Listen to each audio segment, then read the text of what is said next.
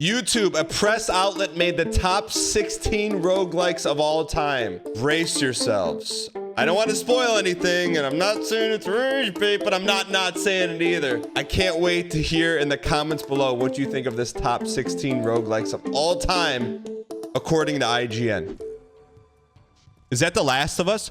Did they just show The Last of Us in a roguelike? We're 10 seconds into this and they're baiting? You cannot call me a rage bait. They just showed us Last of Us. Ask 3 different video game fans to define what a roguelike is, and chances are you're likely to get 3 very different responses. One might say, oh yeah, those are like that game with the sexy Greek gods. Look, we went through, I'm comparing our 16 to their 16. We came in with facts, experience. They came in with rage bait and whatever kind of bait this is. So let's let it keep going. Another might reply, no, you idiot, Hades is a roguelite. A roguelike is a game like Spelunky. And another still might slam their hands on a table and shout, the reason why... That's Spelunky 2, but they showed Spelunky 1. I'm not trying to discredit anyone's opinion, but... why they're called roguelikes is because they're like the 1980s dungeon crawler rogue. I'd like to beat that game. Roguelikes of all time. Hades 2 update. Huh? What?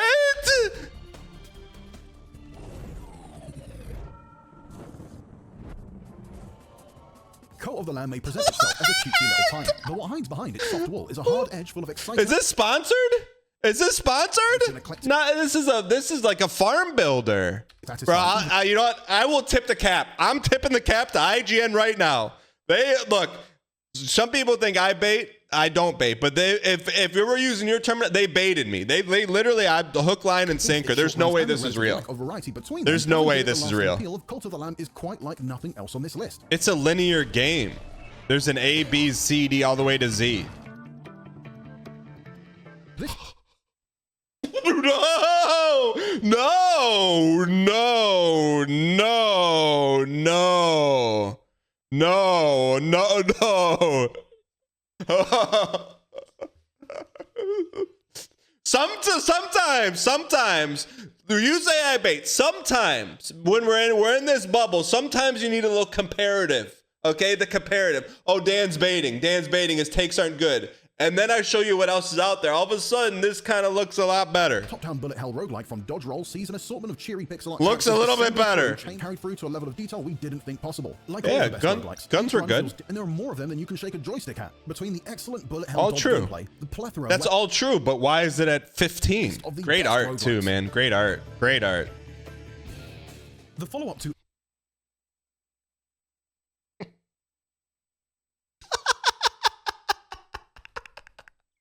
FTL from developer Subset Games doesn't fly quite as high up on this list as its predecessor, but Into the Breach is undoubtedly one of the most... It's good, it's not top 16! Also, this is more like XCOM than a roguelike. Into the Breach is a strategy roguelike. I don't want to see this on the screen anymore. The original Rogue Legacy was no doubt influential, pretty much...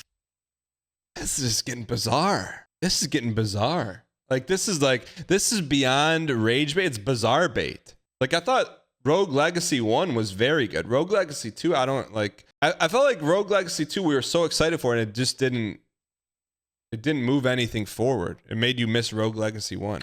It's bizarre. This is like, when this is done, was this like an article written by one guy? I'm gonna reach out to the one guy for sure.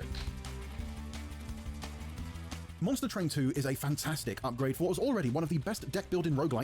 I'm gonna withhold any commentary because we were sponsored to play this. I have a financial interest in talking about this. It's a good roguelike. It's a good sponsored. It's a great sponsored game. But just also know this is being placed above Enter the Gungeon. Weren't you sponsored for Rogue Legacy 2? Well, AAA roguelikes are something of a rarity, but PlayStation...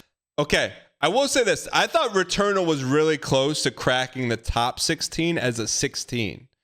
So I think there is some merit in being like, this is the first really true AAA roguelike. But above gun, I mean, this is a reach, man. This is a It's reach. punishing Like third-person I do shooter think that's you as can simple to argue play it's as it looks, 16th taking of all all the lessons time. of finished side-scrolling It's action really into the good. third person, and This was met probably with the critical hardest acclaim. one to The leave challenge off is the fierce, and list. the enemies outside of Returnal. It's rare to see big budget AAA projects venturing into the roguelike space, but that doesn't mean it hasn't happened. Both The Last of Us Part 2 Remastered and God of War Ragnarok, two of PlayStation's biggest releases in recent memory, both added expansions that took on the loop-in genre, each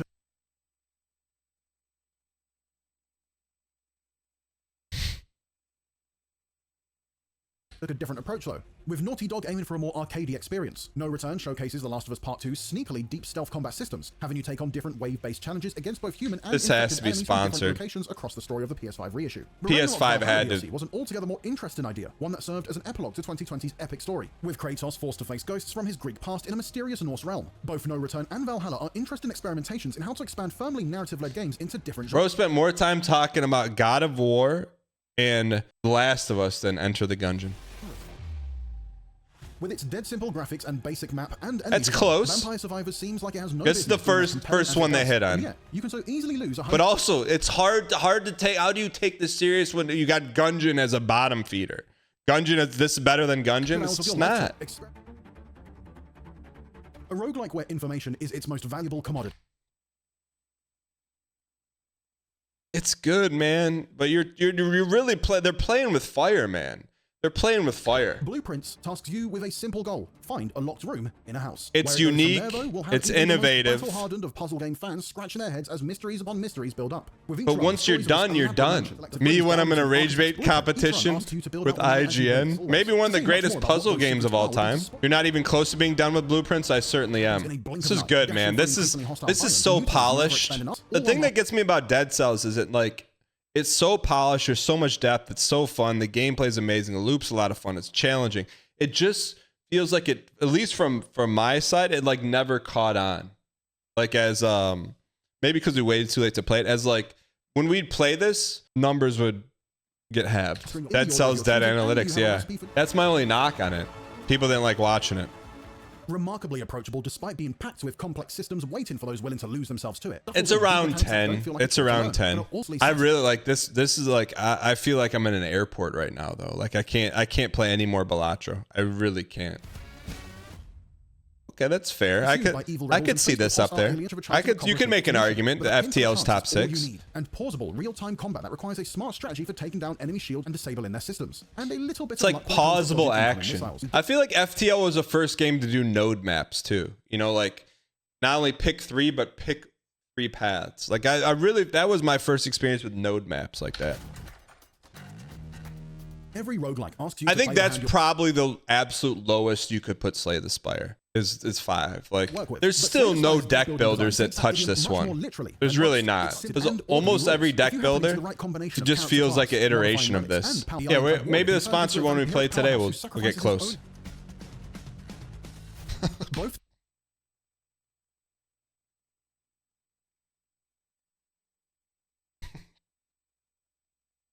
This dude, the guy playing this game never made it out of the caves. I can tell you that right now.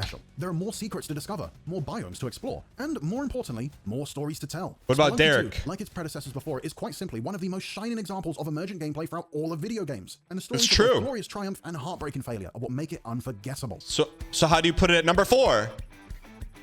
Success in spite of a failure is where Hades shines. No matter what happens over the course of a run, you're always making progress. This is sponsored. This is 100% sponsored. Social connections with a colorful cast of NPCs. 100% sponsored. Like Megara, Dusa, and more. Or if architecture is more your new characters. With so many reward loops that the player gets to revisit even after failed attempts, Hades never feels like it's wasting your time. Failed runs feel like it's just part of the story, and navigating the hellish obstacles of Hades on following escape attempts. Yeah, because it doesn't reward good gameplay. It just rewards unlocking things. Godly favors called boons.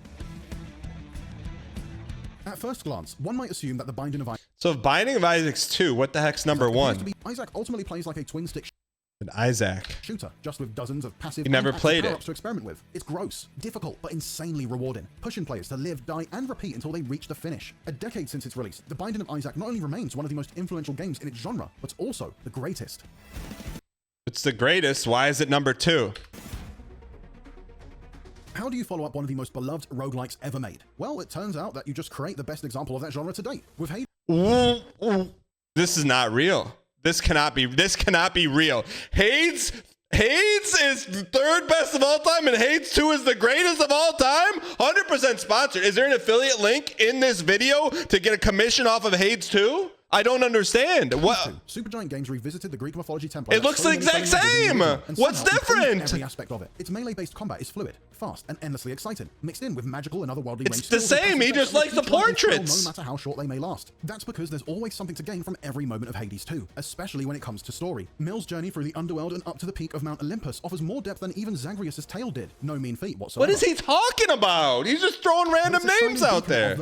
Where's the emergent gameplay? Excels every component of its design. Where's the roguelike? Phenomenal music that soundtracks. You talking music? Before we touch on its gorgeous art design and varied lush locations and memorable characters it paints. Dude, this is. But those audio and visual delights never take. They have to disclose if this is sponsored, right? You'll lose sleep, but Hades 2 is more fun than any dream could ever be anyway. I know what this guy's dreaming about. For more videos like this, make sure to watch our Hades 2 video review, and for everything. Oh, that's it. Oh, okay. Not sponsored, but this was all. I get it. Look. I'm familiar with your game. This was all just a big setup to lead you into the Hades 2 review, and the Hades 2 leads you into the next Hades 2 video from IGN. Wait, was Spelunky 1 not even on the list? Expect a tweet from my lawyer. This is engagement, click, bizarre bait. I'm not mad at that, but just don't call it the greatest roguelike list of all time. You want the greatest roguelike list of all time? It's right here. It's right here.